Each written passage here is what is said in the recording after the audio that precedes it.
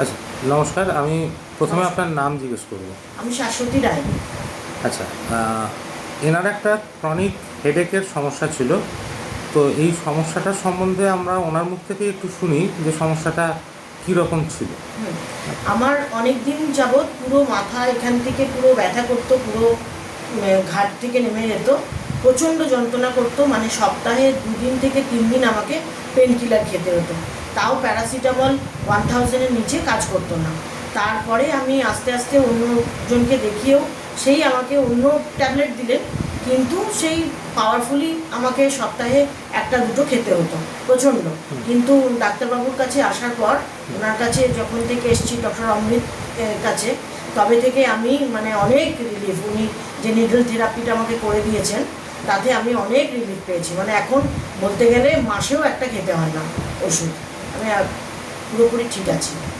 তো এক্ষেত্রে বলতে চাই সেটা হচ্ছে যে মানে ওনার ডায়াগনোসিস কিন্তু করাই হয়ে গেছিলো প্রায় যে এটা মাইগ্রেন।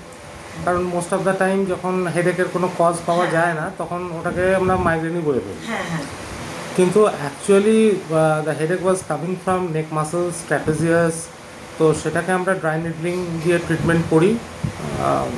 মোটামুটি ম্যাডাম আমরা 5-6টা সেটিং বোধহয় লেগেছিল। হ্যাঁ, আর এটা আমি প্রচুর দিন ডক্টর দেখিয়েছি, কয়েক বছর দেখেছি, এমনকি কেরালা পর্যন্ত গেছি।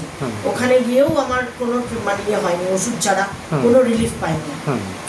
তো এবার এই অনেক দিন আমরা 5-6টা সেশন ওনাকে 1 মাস স্প্যানের মধ্যে মানে গ্যাপ দিয়ে দিয়েছিলাম, তার সাথে কিছু সামান্য এক্সারসাইজ, এবং সেটা কিন্তু ওনার সিমটম সিভিয়ারিটিটাকে অনেক কমিয়েছে।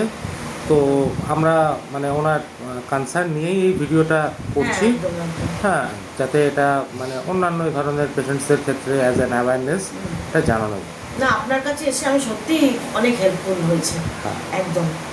তো অনেক ধন্যবাদ ওনার মতামত দেওয়ার জন্য। Thank you. Thank you.